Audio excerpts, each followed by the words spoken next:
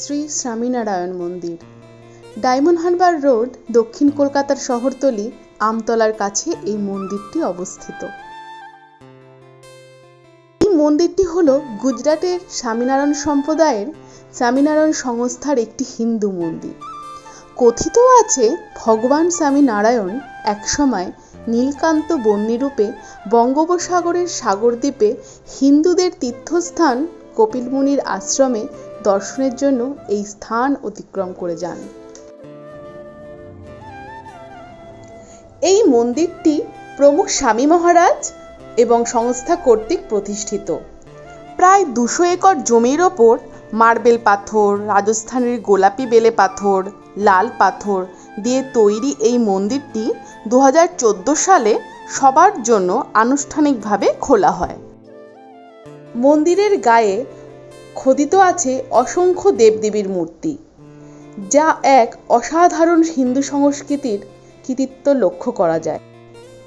BAPS Shri Swaminarayan মন্দির একটি আন্তর্জাতিক সামাজিক আধ্যাত্মিক সংস্থা, যা মানুষের নৈতিক ও আধ্যাত্মিক উন্নতির জন্য কাজ করে থাকে। এই ধর্ম সংস্থার লক্ষ্য হল বিশ্বব্যাপী আধ্যাত্মিক সমাজ এবং একটি শান্তিময় সমাজ গড়ে তোলা। এই সংস্থা এনজিও হিসেবেও কাজ করে চলেছে। এই সংস্থার বিশ্বব্যাপী 1100-র বেশি মন্দির আছে। সব মিলিয়ে এক শান্তিময় জায়গা দারুণভাবে উপভোগ করতে পারবেন একদিনের ছুটিতে। নমস্কার বন্ধুরা, আজকে আমি চলে এসেছি কলকাতার পৈলানের স্বামীনারায়ণ মন্দিরে এবং এখান থেকে আজ তোমাদেরকে আমি স্বাগত জানাচ্ছি। এই মন্দিরে কি কি ফ্যাসিলিটি রয়েছে, কখন আসতে হবে, কখন যেতে হবে, পার্কিংয়ের কি ফ্যাসিলিটি রয়েছে, কখন মন্দিরে প্রবেশ করতে হবে, সমস্ত কিছু তোমরা জানতে পারবে এই ভিডিও থেকে। অ্যানাউন্স হচ্ছে তো এখানে প্রসাদ দেওয়া হবে এবং তার সাথে সাথে এখানে আছে গোসেবারও ব্যবস্থা। সমস্ত কিছু জানতে হবে, কিন্তু তার জন্য তোমাদের পুরো ভিডিওটা থাকতে হবে, পুরো ভিডিওটা দেখতে হবে। আরও ইনফরমেশান তোমরা পেতে থাকবে আস্তে আস্তে। এবার জেনে নেওয়া যাক এই মন্দিরে কি করে আসবেন। ধর্মতলা থেকে ডায়মন্ড হারবার নামখানাগামী যে কোনো বাসে আসতে পারেন। শিয়ালদহ থেকে 235 নম্বর বাস, আর হাওড়া থেকে আমতলাগামী সিটিসি বাস। বাসে উঠে বলতে হবে পৈলান মন্দির বা স্বামীনারায়ণ মন্দির যাব। বললেই নামিয়ে দেবে একদম মন্দিরের সামনে, আর মন্দিরটি একদম রাস্তার উপরে।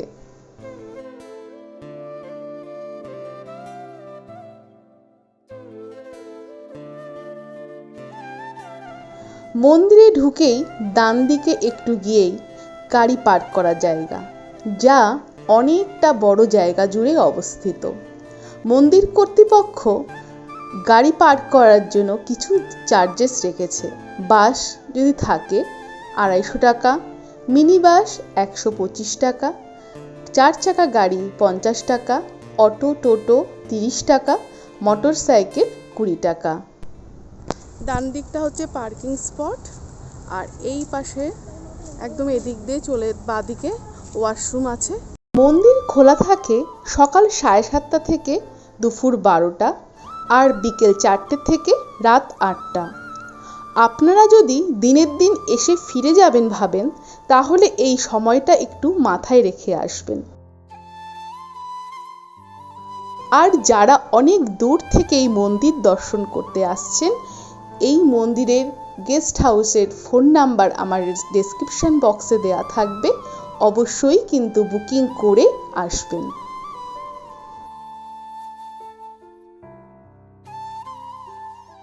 মূল মন্দিরে প্রবেশ করার ঠিক হাতের বাঁ দিকে আছে বাচ্চাদের জন্য খুব সুন্দর সাজানো গোছানো একটি পার্ক।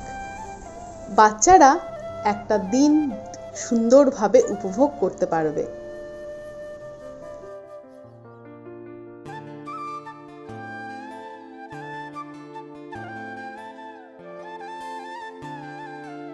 এই মন্দির দর্শন করার জন্য কিছু নিয়ম আছে, যেমন হাঁটুর ওপরে প্যান্ট, শর্টস বা স্কার্ট পরা যাবে না, ধূমপান করা যাবে না, জুতো কাউন্টারে রাখতে হবে, নির্দিষ্ট জায়গার পর আর ফটোগ্রাফি ভিডিওগ্রাফি করা নিষিদ্ধ, পোষ্য প্রাণী নিষিদ্ধ, বাইরের খাবার এখানে আনা বারণ।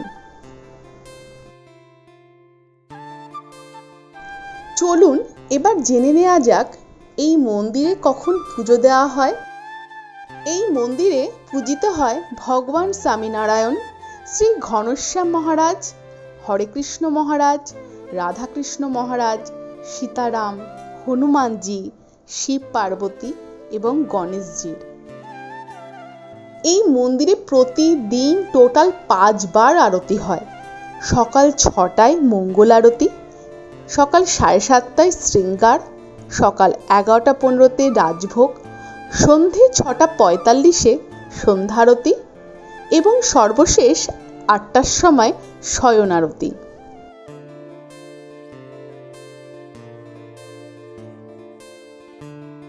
মন্দিরে প্রবেশ করার আগে অবশ্যই কাউন্টার পাটে জুতো খুলে প্রবেশ করতে হবে।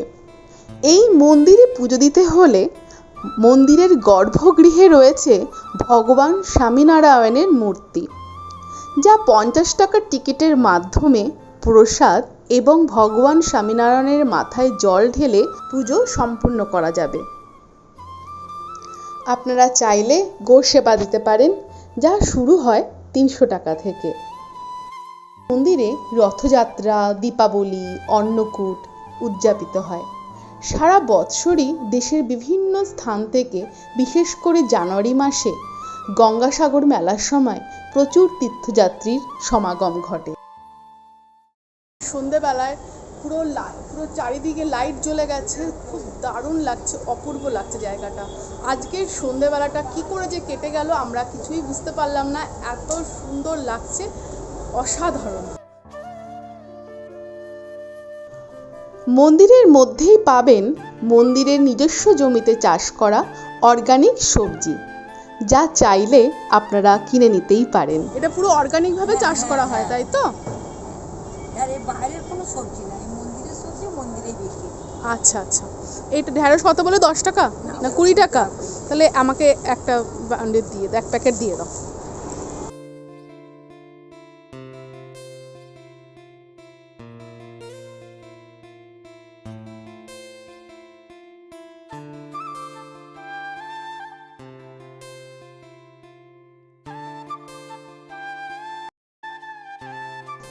আপনারা যারা সকালে মন্দির দর্শন করতে আসছেন, প্রথমে প্রেমবতী ভেজ ক্যান্টিনে গিয়ে কুপন কেটে নিতে হবে দুপুরে ভোগের জন্য।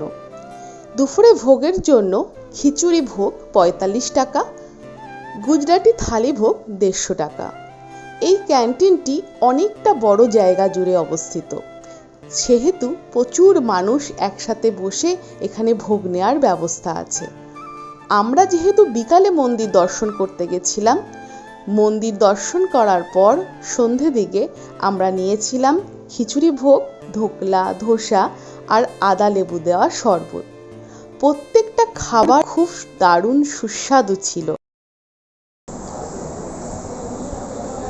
দারুণ খেতে, আদা লেবু ফ্লেভার সমস্ত কিছু রয়েছে। ফেরার সময় অবশ্যই ঘুরে রেখে নিতে পারেন এই মন্দিরের অন্তর্ভুক্ত ছোট্ট শপটা, যেখানে পাবেন বিভিন্ন ধরনের গিফট আইটেম, হার্বালের বিভিন্ন ধরনের জিনিস, খাওয়ার জিনিস, ধূপবাতি, বিভিন্ন আধ্যাত্মিক জগতের বই। খুব ভালো লাগবে আপনাদের।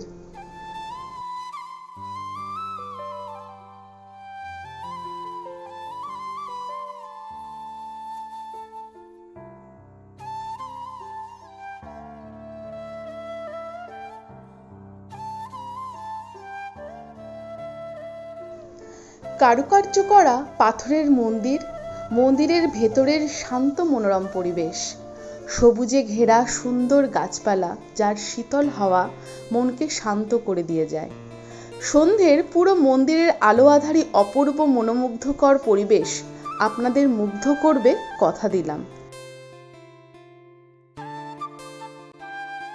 বন্ধুরা, যদি আমাদের এই ভিডিওটা আপনাদের ভালো লাগে তাহলে লাইক, শেয়ার আর সাবস্ক্রাইব করে আমাদের পাশে থাকবেন। আর এই ইনফরমেশানগুলো যদি আপনাদের উপযুক্ত মনে হয় তাহলে প্লিজ কমেন্ট বক্সে লিখবেন আপনাদের কীরকম লাগলো। তো তাহলে আবার খুব শিগগিরই আপনাদের সাথে দেখা হবে নতুন কোনো ডেস্টিনেশন নিয়ে।